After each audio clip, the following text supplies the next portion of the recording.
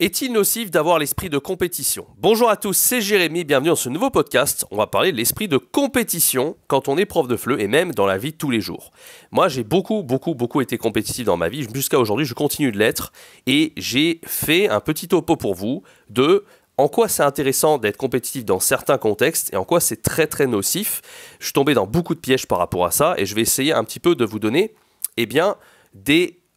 des pistes de réflexion, peut-être même un état d'esprit à adopter si vous voulez réussir comme prof de FLE.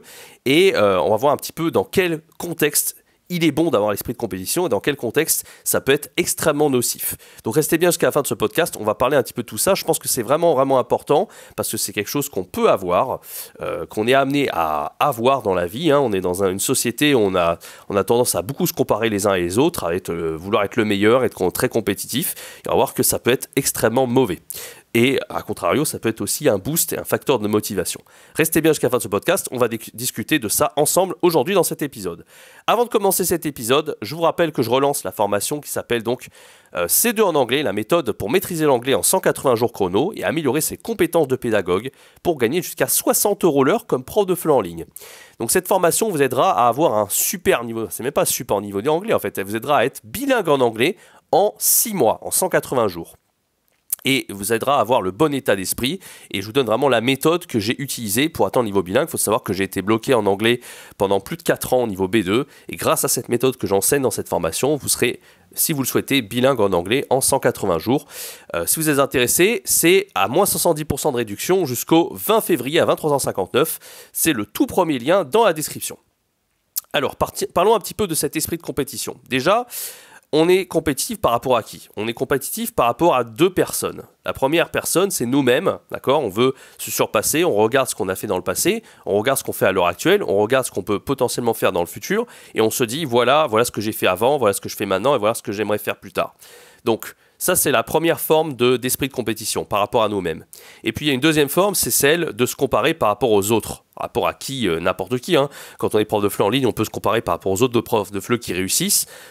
Quand on apprend une langue comme l'anglais, par exemple, on peut se dire « Oh, un tel, il est trop fort, il a tel niveau, moi j'ai tel niveau. » Bon, dans les deux cas, ça peut être très nocif de se comparer, que ce soit par rapport à nous-mêmes ou par rapport aux autres. On va déjà commencer par le plus nocif, se comparer aux autres. Ça, il y a extrêmement peu de cas où ça peut être positif de se comparer aux autres. C'est quasiment jamais bon de le faire, et je vais vous expliquer un petit peu pourquoi maintenant. Déjà, si vous avez tendance à vous comparer aux autres, moi je l'ai beaucoup fait dans ma vie, et je sais que c'est extrêmement mauvais, mais je l'ai fait dans plein de domaines. Là, j'ai tendance peut-être à le faire à l'heure actuelle, mais à l'heure actuelle, tout ce que j'ai fait, de toute façon, j'ai toujours aimé la compétition, donc maintenant je joue beaucoup aux échecs, donc il y a de la compétition. Avant, je jouais aux jeux vidéo, même maintenant, quand on est prof de FLE en ligne, la concurrence, comme je vous l'ai dit. Bon bref, il y a beaucoup de choses où on peut se comparer, et ça c'est vraiment mauvais, parce qu'en fait, quand vous comparez aux autres, vous avez cette mentalité de vouloir être le meilleur par rapport aux autres.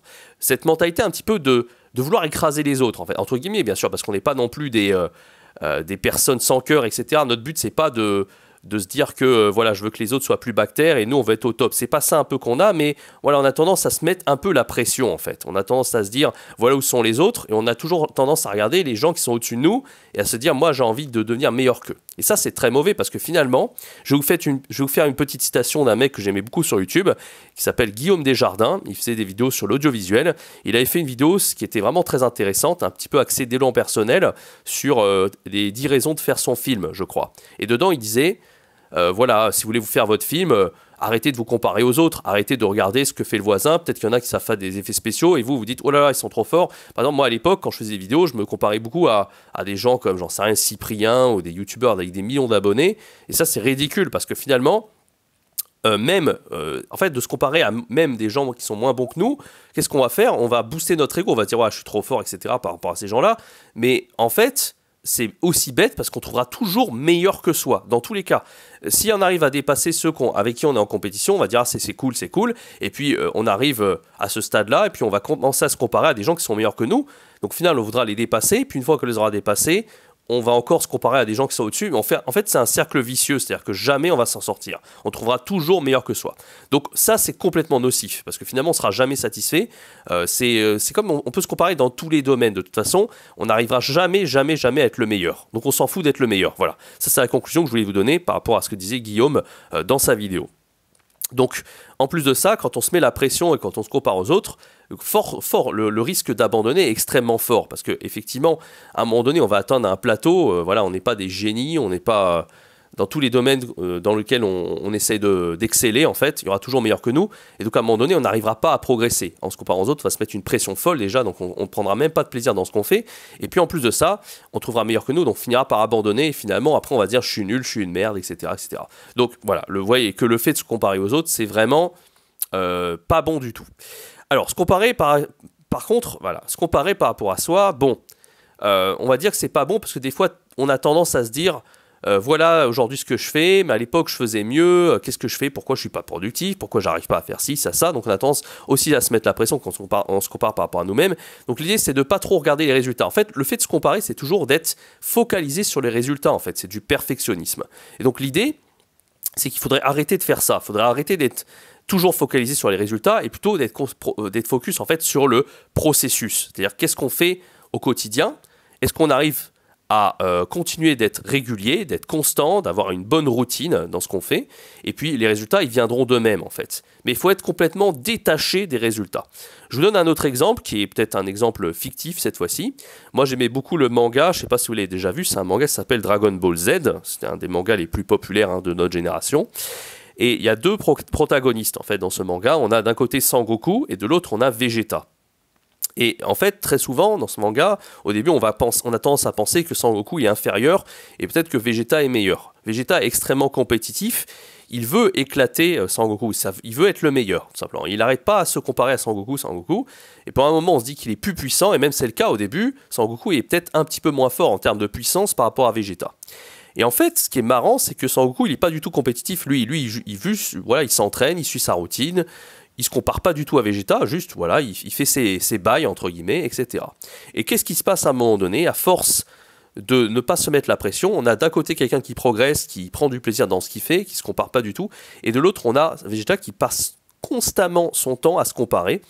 Et finalement, au final, Sangoku est un peu meilleur que Vegeta. Vegeta n'arrive plus à battre Sangoku. Donc voilà, la moralité de cette histoire, en fait, c'est que d'un côté, il y en a un qui a le bon mindset, le bon état d'esprit, et on en a un qui est meilleur que l'autre au final. Donc ça, je me rappelle quand j'avais vu ce manga, ça m'avait marqué finalement, parce que en fait, il y en a un qui n'est pas perfectionniste, il y en a un autre qui est perfectionniste. Il n'arrête pas de regarder les résultats, et je veux être meilleur, et finalement, il n'arrive pas à la cheville de celui qui juste prend du plaisir et arrive à être constant, et arrive juste à progresser au fil du temps. Voilà. Donc, être compétitif par rapport à soi-même, je pense, bon là on parlait encore par rapport aux autres, donc je me suis un petit peu dispersé, on va dire, pour cet exemple, mais vraiment, si on est compétitif par rapport à soi-même, c'est bien dans le sens où on regarde, on a fait les progrès. En fait, le fait de se comparer par rapport à soi-même, c'est l'idée de voir si on progresse au fur et à mesure. C'est qu'on a un repère, en fait. Il faut voir ça un petit peu comme un cap, en fait, qu'on a. C'est-à-dire, voilà, on progresse, on a un instrument de mesurer nos progrès. Ça, c'est utile parce que ça nous donne des données statistiques sur ce qu'on fait, d'accord? Et on arrive à voir, voilà, j'étais là, et qu'est-ce que je dois faire maintenant pour arriver à tel stade? Ça, c'est utile parce que si on n'avait pas ça, on avancerait un petit peu au hasard et on ne sait même pas si on serait en train de progresser ou pas et si on va atteindre un objectif ou pas. Donc, effectivement, c'est utile. Mais par contre, de toujours, tous les jours, se dire j'ai des stats, de se mettre la pression, de regarder de se dire je suis bien, je suis mauvais, je suis nul, ça, c'est pas bon. En fait, de porter un jugement sur ce qu'on fait. Des fois même, on va porter un jugement qui est hâtif, on va se dire trop vite que c'est bien, trop vite que c'est nul, alors qu'au final, on ne peut pas juger ça dans l'instant T. Il faut attendre 6 mois, 1 an, des années, avant de pouvoir juger si quelque chose est bien ou pas. Dans n'importe quelle chose qu'on peut faire dans tous les cas. Quand on est prof de FLE, par exemple, des fois, on commence à créer son profil en ligne, son site web, assez rapidement, au bout d'une semaine, 10 jours, 15 jours, on se dit... Oh ben mince, j'arrive pas à avoir des élèves, ça marche pas, c'est nul. Mais en réalité, c'est pas au bout de quelques jours qu'on juge ça. Justement, les gens qui arrivent à avoir des résultats en quelques jours, c'est une minorité, ils sont exceptionnels. Et surtout quand on débute, il faut absolument pas se comparer à ces gens-là. Donc ce qu'il faut, c'est attendre 10, 15 jours, un mois, même assez longtemps. Il faut être patient en fait, il faut continuer de progresser. Et faire ce qu'il y a à faire tout simplement sans vraiment regarder les résultats, être complètement désintéressé du résultat. Et ça, c'est valable dans tous les domaines qu'on veut faire, pas que être prof de FLE en ligne. Je donne l'exemple, par exemple, d'apprendre une langue. Allez, je finirai par cet exemple parce que c'est celui qui nous intéresse. Apprendre une langue comme l'anglais, par exemple, il faut voir ça comme des paliers à passer. Et justement, donc on ne se compare pas par rapport aux voisins, parce qu'il y a peut-être des gens qui sont beaucoup trop forts. Hein. Peut-être dans votre entourage, vous connaissez des gens qui sont extrêmement doués en langue, qui ont un niveau C2+, qui sont hyper forts, qui ont un extrêmement bon accent. Bah, c'est clair que si vous comparez à eux, vous n'arriverez jamais à avoir un tel niveau. Si par exemple, vous comparez à vous en anglais et vous dites, voilà, maintenant je suis au niveau B2, mon prochain objectif c'est d'avoir un niveau C1. Et je vais essayer de ne pas me mettre la pression de me dire qu'est-ce que je suis nul, pourquoi j'arrive pas à avoir le niveau C1. Au contraire, on va avoir un repère, on va voir qu'est-ce qu'on maîtrise au niveau B2. Peut-être que votre point fort c'est la grammaire, et peut-être qu'il faut travailler un peu plus la compréhension écrite, la compréhension orale, et voir un petit peu quelle stratégie vous pouvez mettre en place pour atteindre ce niveau. Peut-être que vous allez acheter une liseuse, commencer à lire des livres en anglais qui vous font plaisir, peut-être que vous allez lire sur base régulière, sans être intéressé par les résultats. Votre but c'est pas d'acquérir un temps de mots pour atteindre tel niveau, non, le but c'est de prendre du plaisir, vous allez le faire au quotidien, jusqu'à atteindre votre objectif sans même vous en rendre compte. Donc voilà, faut vraiment voir ça comme un repère, les niveaux CECR, pour un niveau de langue, hein, ou ce qu'on veut, et pour les apprenants c'est exactement pareil. Ça doit être comme une source de motivation, une source motivante, un moteur qu'on a, mais ne absolument jamais se mettre la pression. C'est vraiment pas ce qui aide à avoir du résultat.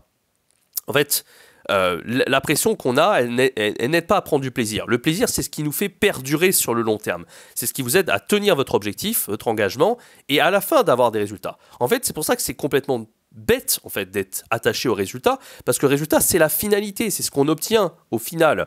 Alors oui, ça fait plaisir et les résultats peuvent aider à continuer à aller encore plus loin, c'est vrai, mais le problème en fait c'est que c'est une finalité. 95% c'est le processus, c'est ce qui compte, c'est ce qu'on fait au quotidien, tous les jours, tout le temps, et 5% bah, c'est la fin, c'est voilà, j'ai obtenu ce que je voulais. Mais en fin de compte, si on est que focalisé sur la fin, les 5%, bah, au final on en oublie tout le processus, et c'est pourtant ça qui est important pour avoir les résultats.